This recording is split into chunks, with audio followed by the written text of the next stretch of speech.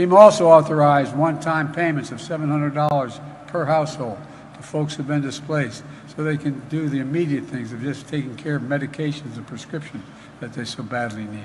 This is my video update from Larnaca, Cyprus on this Thursday morning, August the 17th. Let's talk about some news. And here is a tweet from U.S. President Joe Biden. We're laser focused on getting aid to survivors, including critical needs assistance. A one-time $700 payment per household offering relief during an unimaginably difficult time. We have staff on the ground dedicated to helping survivors navigate the registration process. A one-time $700 payment per household. Of course, if this was Ukraine, it would be a $700 million payment to the Elensky regime. One of many $700 million payments to the Elensky regime, but this is Maui, this is Hawaii that is suffering from horrific, devastating fires. And so the Biden White House, for the U.S. citizens in Maui, they have a $700 one-time payment per household. Now, of course, there's going to be other types of relief payments from the U.S. government, from FEMA and other institutions, but still, $700 per household one-time payment. Disgraceful, absolutely disgraceful. And I'm sure what is happening in Ukraine is going to happen in Maui as well, and that is that the very, very wealthy oligarchs and companies like BlackRock are waiting in the wings to scoop up property and real estate on the cheap, which is exactly what they are doing in Ukraine. I fear that you're going to have the same thing happen in Hawaii. So let's talk about Ukraine. And let's talk about this Forbes article that came out yesterday. And I kind of hinted at something like this happening in my video update from yesterday, which is that Ukraine was going to be going all in on the big counteroffensive, which is delivering minimal to zero results and costing the Ukraine military catastrophic losses in life and vehicles, material, weapons, tanks, etc. I said in my video yesterday that Ukraine was going to go all in and make one big push to try and deliver some results for their masters in NATO and in the US. And sure enough, we have this Forbes article. Danger, aircraft taking off and landing. That is not the title of the Forbes article, but I'm right next to the airport, actually. So that's why a lot of planes are going to start, well, taking off, as you can hear. Perhaps you can hear the noise in the background, and a lot of planes are going to be landing. Anyway, here is the Forbes title from their article yesterday. Ukraine's powerful 82nd Brigade, once held in reserve, has finally joined the counteroffensive. So this is the big push, perhaps the final big push from the Elensky regime. They have until October, maybe the end of October, to deliver some kind of results. Best case scenario for the Elensky regime, well, let's just say the most realistic best case scenario. Let's not say the best case scenario. The realistic best case scenario for the Ukraine military and the Elensky regime is that by October, before the weather changes, they can reach the first line of Russian defenses. And this is going to be the big push for them to do that and to continue to get support from the collective West, because they have to deliver results, some sort of progress in order to keep the collective West invested in Project Ukraine. And here is what the Forbes article said. The Ukraine air assault forces finally have deployed their most powerful unit, the 2,000-person 82nd Air Assault Brigade, which is stacked with Marder and Stryker fighting vehicles and Challenger 2 tanks, rolled into action around Rabotynya in southern Ukraine, Zaporozhye Oblast, apparently in the last few days. The deployment is good and bad news for Kiev's long-anticipated counteroffensive, which kicked off with a series of coordinated assaults across southern and eastern Ukraine starting on June 4th. The 82nd Brigade and its sister air assault unit, the 46th Brigade, were some of the last major units that the Ukrainian General Staff was holding in reserve. In finally sending those formations into battle, the Ukrainians could significantly boost their firepower along one of the main axes of the counteroffensive, the one stretching 500 miles from Russian-occupied Rabotynya to occupied Melitopol, just north of the Black Sea coast. But no brigade can fight forever. When the 46th and 82nd Brigades pull back for rest, reset, and repairs, there might not be any equally powerful fresh brigades to fill in for them. The counteroffensive could lose momentum. I don't know what momentum they're talking about, but anyway, that's what Forbes is saying. The counteroffensive could lose momentum. It's a stalemate, but it could lose momentum, according to the collective West mainstream media. But look, you read between the lines of this Forbes post by David Axe, and you come to the understanding that Ukraine is going to send their best and perhaps final reserves, their best trained final reserves, to be more accurate, into the front lines. And this 82nd Brigade has the Challenger tanks, 14 Challenger tanks, has something like 90 Stryker vehicles and Martyrs, and they have all the latest and greatest NATO equipment. I actually think this brigade, the 82nd Brigade, is the one brigade that is using only NATO equipment. It's exclusively on NATO equipment. And they're going to send these guys in because the Elensky regime has no choice. They've run out of military. They're suffering catastrophic losses, and they have to deliver results. And so it's come to this. They have to try and punch through the gray zone, the security zone, in the front lines and reach the first lines of defense. The first lines of defense.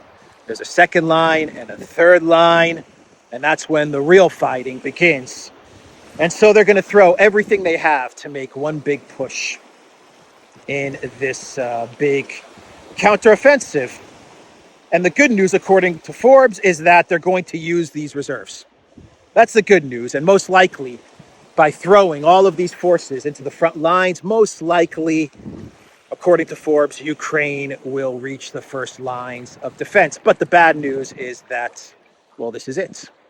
What if these forces are defeated? What if the 82nd suffers a catastrophic defeat, like all of the other forces that have come before it? And eventually, these forces are going to need rest. It's going to need repair. They're going to need to reset. What does Ukraine do then? And here's another scenario. What happens if Ukraine makes it to the first line of defense? Then what? What happens if they make it to the second line? What forces come after the 82nd? If this is their best, what comes after these forces if they do punch through? Who's going to support this 82nd Brigade if they actually are successful and make it to the first or the second or even the third? What happens then? There are rumors that Ukraine is going to prepare a big mobilization, just a massive general mobilization, because they need to. So those rumors are floating around. It's a bad situation for the Elensky regime. A very bad situation, but he is under pressure to deliver results. If he doesn't deliver results by October, then the support for his regime drops off, and who knows what could happen to Elensky. Maybe he's replaced. Maybe they force him to the negotiating table. Maybe the money stops.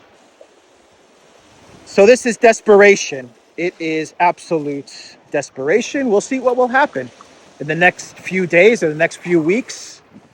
Ukraine is going to make that big push. They're going to use these reserves. They're going to use all the NATO equipment. They're going to use the Challenger tanks. They're going to use the Stryker vehicles. Russia's going to destroy a lot of this stuff. Russia's going to capture a lot of this stuff, and a lot of this stuff is going to end up in the Moscow Museum. But even if Ukraine achieves some success, then what do? How do they hold those positions? Anyway, that is from Forbes. German media is saying the same thing. NTV says, based on drone imagery, Kiev is deploying its final reserve for the ongoing counteroffensive. This is according to German TV channel NTV. And Newsweek had an interesting article with the title, Zelensky's pivotal counteroffensive call threatens to divide leadership. And this article is pretty much along the same lines as the Forbes article, but the Newsweek article focuses on the tough decision that Elensky has to make. I think they say the impossible decision that Elensky has to make, which is to either hold back these reserves and defend, prepare for a Russian offensive, which many people believe will happen, and defend against the Russian offensive. In other words, to preserve whatever fighting forces you have left, or to go all in and send the 82nd and send everything you have in order to punch through the security zone, the gray zone, and maybe punch through the first line of Russia's defenses by the end of August and show some progress. This is the decision that Elensky faces. So this is what Newsweek has to say. Ukraine's long-awaited counteroffensive has so far proved underwhelming. His troops winning back slivers of land in the south and east of the country at high cost. The Ukrainians are reportedly inflicting withering losses on the Russian defenders, but 6 weeks into the operation, Moscow's multi-layered defensive network is yet to break. 6 weeks, Newsweek, really? Is it 6 weeks into the big counteroffensive? June 4th to August 17th. Let's see, June 4th to August 17th. I don't think it's 6 weeks. It's not 6 weeks, Newsweek. Anyway, let's continue. Zelensky faces an impossible choice: to go all in and risk a costly failure, or to cut Ukraine's losses and accept a politically damaging defeat.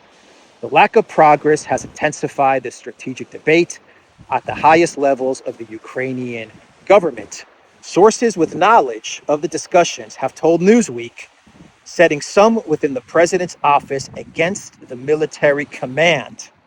Some in the former group want to consolidate Kiev's limited successes and prepare for an expected full winter Russian offensive. But figures in the latter, including Commander-in-Chief General Valery Zaluzhny, want to push on with Ukrainian military officials, decrying criticism as impatience rooted in misunderstanding. So, very clever article from Newsweek. Very clever article. The political class, or some of the political class, are advising Elensky to hold back, preserve your forces. The military, they want to push on. And who's the military official that really wants to push on and go all in? Well, Zaluzhny, of course. the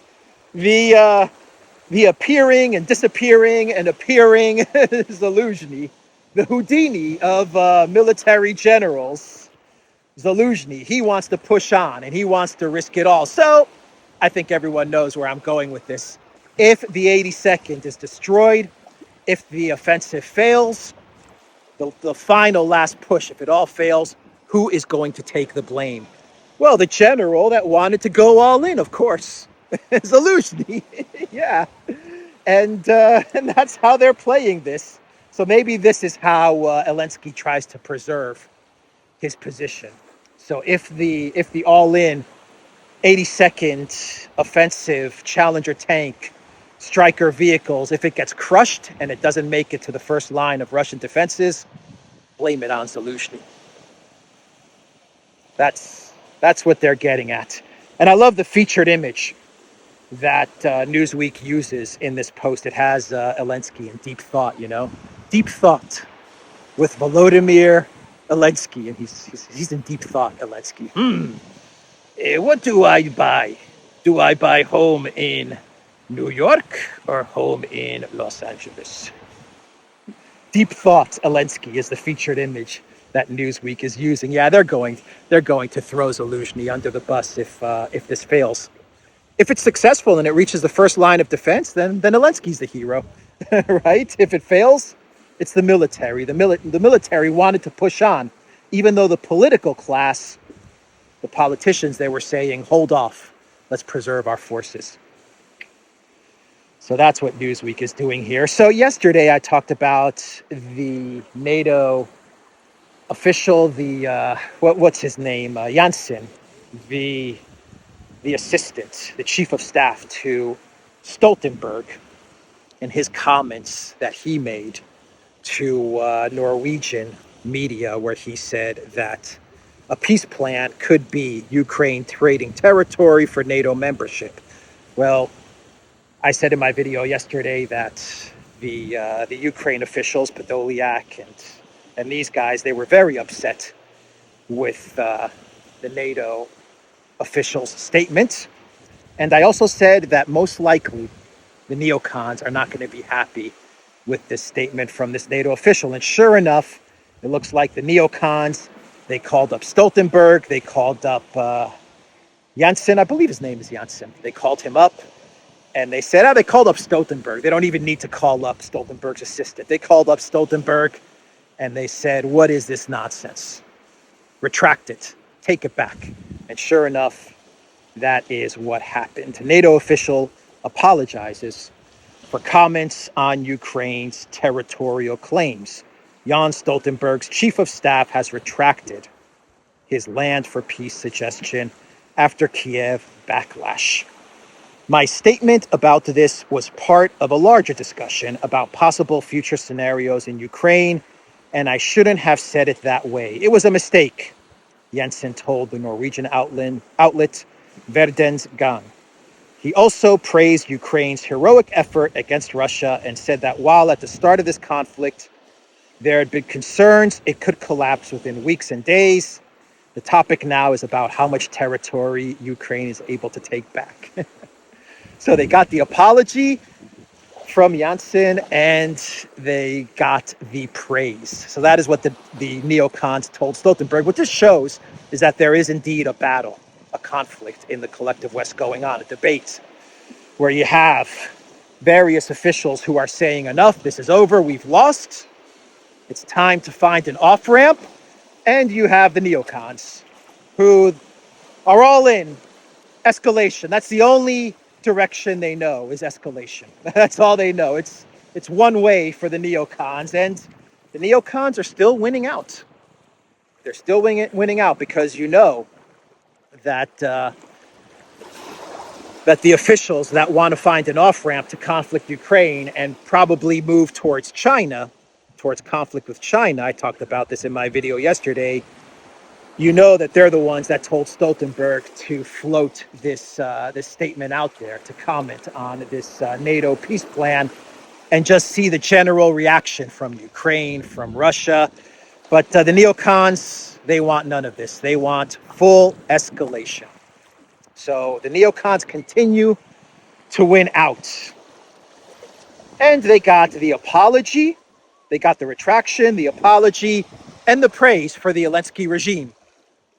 Because when you have to apologize to Elensky, you also have to praise Elensky. And so they fall back on the Siege of Kiev narrative. That's the easy one to fall back on. The Siege of Kiev narrative that the Russian military and Putin wanted to capture all of Kiev with 40,000 troops, and he failed. And he was pushed back. And now what we're talking about is not losing Kiev. What we're talking about now is how much territory Ukraine can win back. That is the narrative. When in doubt, when you're being forced by Newland to apologize, fall back on the siege of Kiev propaganda fiction. The Russian military wanted to capture a city of 3 million people with 40,000 troops. Oh boy. You have to be a special type of stupid to believe that. Anyway, Sarkozy, France's one-time president, and I believe Sarkozy was responsible for destroying and demolishing Libya, wasn't he? And you actually had the Italian foreign minister come out with a statement yesterday saying that it was a big mistake to demolish and destroy Libya and remove Gaddafi. But Sarkozy, along with Cameron, I believe those two guys, and Hillary Clinton, they were the architects. Obama, Clinton, Sarkozy, Cameron, they were the architects of the destruction of Libya. Am I correct about that, or was it Hollande? I remember Sarkozy. Anyway, he came out with a statement, and he wants the West to get real on Crimea. Europe and Russia need each other, the former French president has said.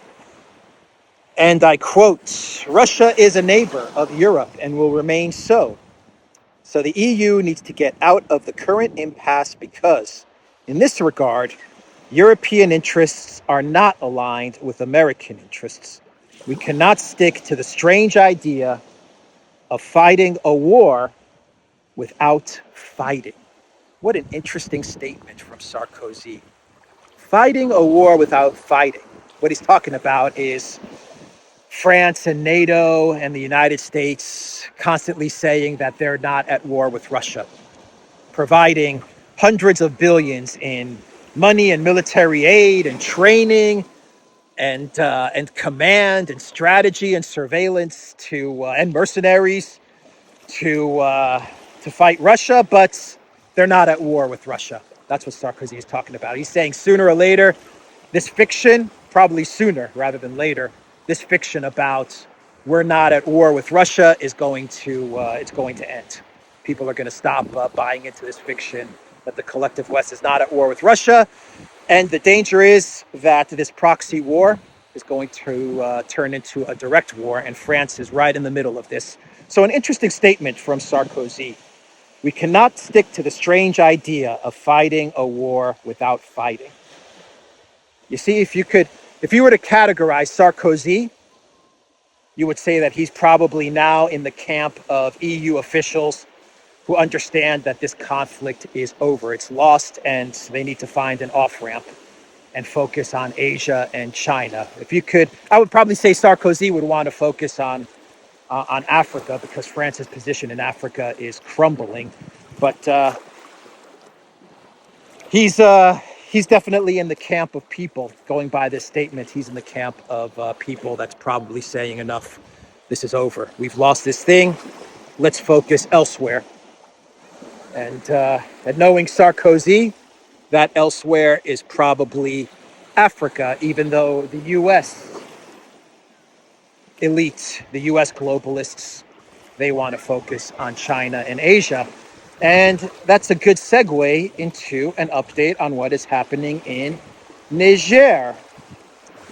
African Union rejects military intervention in Niger. Such a move by West African leaders would be an unprecedented contradiction, according to a policy analyst. So the African Union, they are against military intervention in Niger. There are a lot of reports saying that the government in Nigeria, as well as many people in the ruling government, are not in favor of Nigeria intervening in Niger. Good news, right? We're not going to have a military conflict in Niger. Not so fast. Not so fast. We have this headline: Niger neighbors activate intervention force. ECOWAS military chiefs have said they are finalizing plans to restore order in West African states. And you had the White House spokesperson, or whatever his title is, Kirby. He would not come out with a statement saying that the U.S. supports intervention or does not support intervention. When he was asked about what the U.S. is going to do in Niger, he left it very open-ended. And I believe the neocons will win out on this one as well. And what is the neocon plan? What is their trajectory? It's always war and escalation. Always. It's a one-way street for the neocons. So the African Union is saying, don't do it. The people of Nigeria, many people in the Nigerian government and the parliament are saying, don't do it. But the neocons, Newland, Lincoln, they're saying, do it. And I think ECOWAS, if I had to make a prediction, I would say that it looks like ECOWAS is going to do it. They're going to intervene in Niger. The Economic Community of West African States, ECOWAS, announced on Wednesday that it has begun mustering the standby force intended to bring back the ousted president Mohamed Bazoum to rule Niger. The Committee of Chiefs of Defense Staff, the CCDC, has commenced the activation of the standby force for the restoration of constitutional order in the Republic of Niger. The organization said the CCDC will meet in Accra, Ghana on Thursday and Friday to finalize plans for the deployment of the force. Today and tomorrow, we could be seeing some sort of intervention in Niger. The neocons, for some weird reason, and we talked about this in our live stream yesterday with Jeffrey Sachs, we talked about this very issue. For some strange reason, the neocons, Bolton, Newland, they always win out. They always win out. They always get promoted. They're in every administration, even though everything they touch turns to you know what. Anyway, let's do a clown world, and we'll end this video at the gates of Larnaca Airport. And I have two clown worlds today. The first one is from Business Insider, and they have an article with the title, where is it here? Russia got richer even as the war in Ukraine raged on last year, while the West shed trillions of dollars of wealth. Russians got richer last year even as the war in Ukraine raged on, while the US and Europe lost trillions of dollars, UBS reported. Russia added 600 billion of total wealth, the Swiss bank found in its annual Global Wealth Report published on Tuesday. The number of Russian millionaires also rose by about 56,000 to 408,000 in 2022, while the number of ultra-high net worth individuals, people worth over $50 million, jumped by nearly 4,500. But the U.S. lost more wealth than any other country last year, shedding $5.9 trillion, while North America and Europe combined got $10.9 trillion poorer, UBS reported. There were also 1 million fewer American millionaires by the end of 2022, although the U.S. still accounted for over 50% of the world's ultra-high net worth individuals, the bank said. Yep, sanctions are working. Let's roll out a 12th and 13th sanctions package. Let's roll it out. Why not? Oh boy. And this is coming from Insider and UBS. So this is not Russian propaganda. This is not Putin propaganda. This is Collective West propaganda, which is saying that the sanctions have been one big bust, a big disaster. That is what this article is saying. Marjorie Taylor Greene, representative Marjorie Taylor Greene, she tweeted out, America sent 113 billion plus sends 1 billion every month to Ukraine's government, and Biden wants another 20 billion. Yet Russia's Russia is getting richer and America is getting poorer by the trillions. U.S. sanctions failed. No more money for Ukraine. You think Marjorie Taylor Greene read the Business Insider article? Methinks she read the Business Insider article. But Representative Marjorie Taylor Greene, America sent 113 billion to Ukraine, 113 billion plus. I think you should up that number by maybe 200-300 billion more. They've sent a lot more than 113 billion. That's for sure. She's lowballing it, but she does say 113 billion plus. So look, this is what Elensky is worried about. That's why he's going to throw everything he has. That's why he's going to throw his very best reserves with the Challenger tanks and all. He's going to throw that to the front lines because he's worried about voices like Marjorie Taylor Greene's getting stronger and stronger and gaining more traction. Why did we send 113 billion unaudited, unaccounted for money to Ukraine while people in Hawaii are suffering and they're only going to get a one-time household payment of $700 and we got nothing to show for it?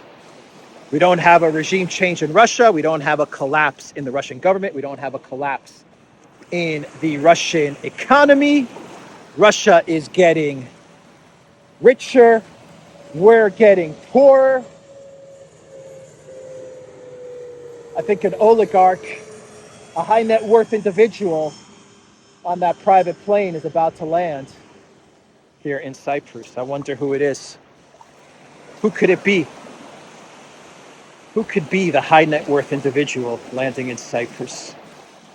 So yeah, that's what they're worried about. That's why they're sending the 82nd. That's why they're sending their very best to the front lines, because they need to show some sort of progress. Otherwise, voices like MTG, it's just gonna get stronger and stronger, and it's gonna gain more traction. So let's do another clown world. We'll wrap this video up. How am I doing on time here?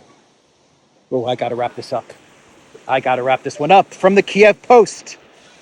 Dnipro Devils drilled by British Special Forces. The Ukrainian Special Forces troops that are now launching daring raids across the Dnipro River and wreaking havoc on Russian positions were trained by UK Royal Marines.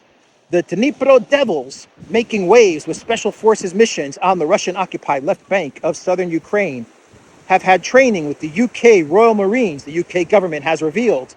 The Royal Navy issued a statement saying that while Ukraine's commando forces have been getting attention in the West for daring raids across the Dnipro River, where they have used small boat tactics to disrupt Russian defenses far from the front lines, less known is the role that the Royal Navy has played in training and equipping Ukrainian forces for these high-risk missions. One unnamed Ukraine Marine is quoted saying that the training I've received from the UK Royal Marines has been far more intense than I expected. I have learned so much and never expected to be doing the things I have done all the way through. Our British instructors have been beside us, showing us how to move and how to work together in a small team. He said, this is a paid sponsorship post. That's all this is. So we have the Ghost of Kiev, we have the Goat of Kiev, we have the Zaporozhye Avenger, we have Snake Island. What else do we have? What else do we have? Now we have the Dnipro Devils. It's like we could assemble an NHL hockey team or something with all these names. You know, the Ghost of Kiev is going to be facing off against the Dnipro Devils tomorrow evening. Yeah, the Dnipro Devils. But what this is the UK government. They're placing a sponsored post with the Kiev Post, and they're talking about all the great and awesome and amazing training that the UK military has provided to the Ukraine military, to the Dnipro Devils. And the message to all UK citizens is keep supporting Project Ukraine. Don't turn your back on Project Ukraine now. Keep supporting it. Let's keep the money flowing to the Elensky regime. Just another 3 more months and we're going to flatten the curve, UK citizens. Another 6 more months, and we're going to flatten the curve. No, another 1 year, and we're going to flatten the curve. Trust us. They're getting trained by the UK Royal Marines. Everything is going to work out. Just keep on sending your tax dollars and sending your money to Elensky so he can buy some homes in London. All right, everybody. That is the video, the Duran.locals.com. Only one plane landed. I come out here hoping that we're going to have a bunch of planes landing at the airports, and the only plane that we get is a private plane from some oligarch. All right. The Duran.locals.com. We are on Rumble, ODYSEE, BitChute, Telegram, and Rockfin. And go to the Duran shop. Pick up a hat, pick up a t-shirt, free Assange, 10% off. Use the code Good Day. Take care.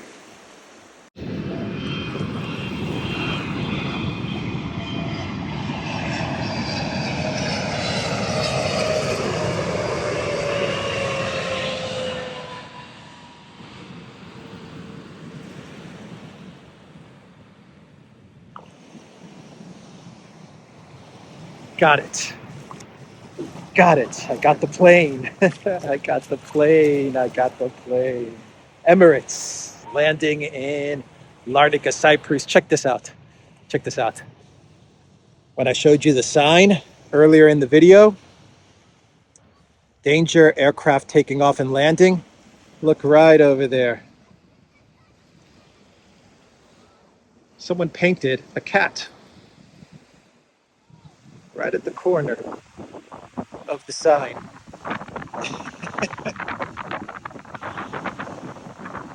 Man, that's awesome. That is awesome. There was some person, a creative person, who said, you know what? Danger, aircraft taking off and landing. Let's make this sign a little more human, a little fun, creative. And they painted that cat right in the corner. People are amazing. They really are. Take care, everybody.